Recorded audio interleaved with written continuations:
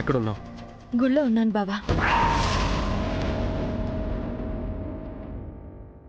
నేను ఫోన్ చేసినప్పుడు గుళ్ళో ఉన్నానని చెప్పింది. మరి సత్యతో ఎందుకు తిరుగుతుంది?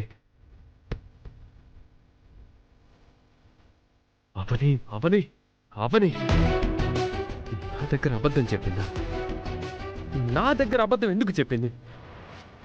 అబద్ధం చెప్పాల్సిన అవసరం అవనికి ఎందుకు వచ్చింది?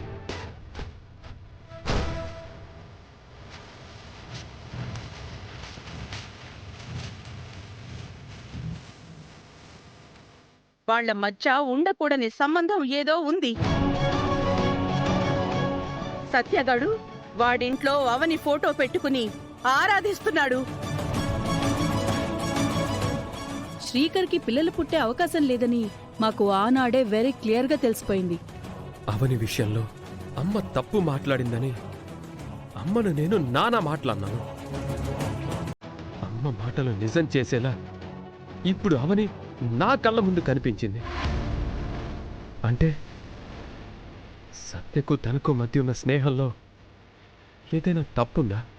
ఇప్పటి వరకు అవని చెప్పిన మాటలను నేను గుడ్డిగా నమ్మేశానా? లేదంటే నేను కూడా అపార్థం చేసుకుంటున్నానా? ఈరోజు నా కళ్ళతో ఇలాంటి సంఘటనను చూశానేంటి?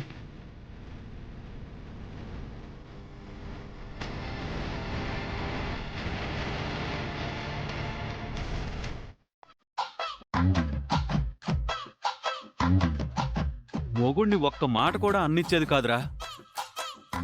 చివరికి వాళ్ళ అమ్మా నాన్నలతో కూడా గొడవ పడేది. నా పెళ్ళం నాకు అంత సపోర్ట్గా ఉండేది. ఓ నిత్య నాకు గోడ ఆధారంలో ఉండేదన్నమాట. ఒక్క లైన్లో భలే చెప్పేశావురా. ఇద్దరికి ఏం పని లేదా? నా గురించి ఊసులాడుకుంటున్నారు.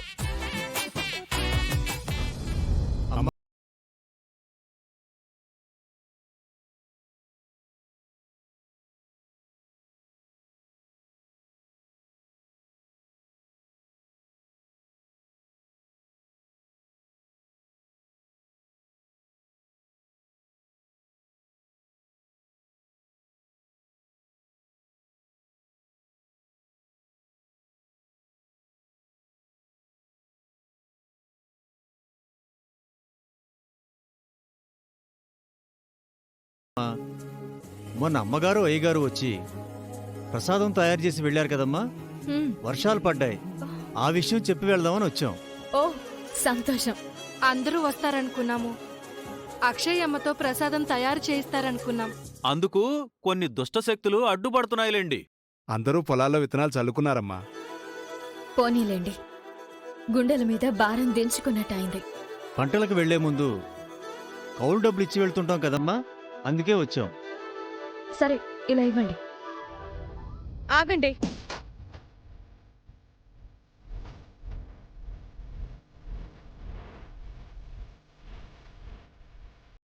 తొందరలో అది కూడా జరుగుతుంది.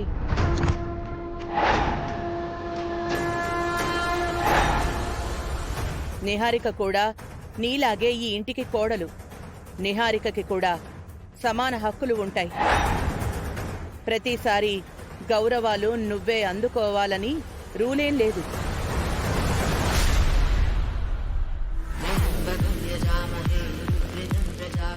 బావా, సమయానికి వచ్చావు. అత్తయ్య ఏం మాట్లాడుతుందంటే, చూశాను.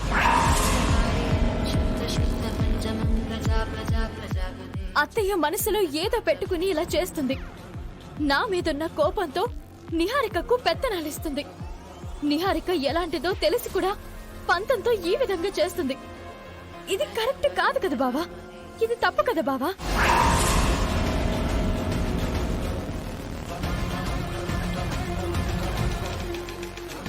అవునే, ఈసారికి అయ్యిందేదో అయిపోయింది, ఇక వదిలేయమ్మా. అన్నీ అమ్మగారికే సమర్పించేయాలా ఏంటి? అత్తయ్య గారు, మీరు చేస్తుంది కరెక్టో కాదో ఆలోచించండి. తప్పొప్పుల గురించి మీరు నాకు చెప్పే స్థితిలో లేరు.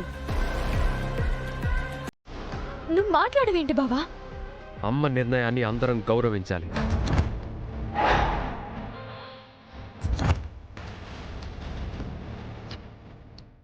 అధికారాలు పెత్తనాలు ఎవరికివ్వాలో మొదటి నుంచి అమ్మ చేతుల్లోనే ఉంది. అంతా అమ్మ ఇష్టం. నువ్వు అనవసరంగా ఇలాంటి విషయాల్లో కల్పించుకోవద్దు. నీ హద్దుల్లో నువ్వుండు.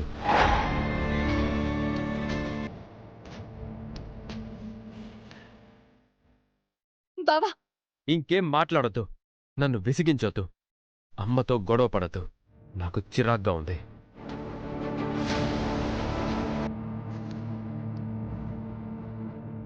అబ్బా, మొదటిసారి నా తమ్ముడు అవనికి వ్యతిరేకంగా మాట్లాడాడు. అయితే మన ఇంటికి మంచి రోజులు వచ్చినట్టే. ఏదేమైనా గాని ఇదంతా కళ నిజం అన్నట్లుంది. నిజమే కృష్ణ. ఆ? ఇంతకాలం శ్రీకర్ అవని మొగుళ్లా కనిపించాడు. చాలా కాలం తర్వాత వేదవతి కొడుకులా అనిపించాడు. ఏదో జరిగింది, అందుకే అవనికి యాంటీగా మాట్లాడాడు.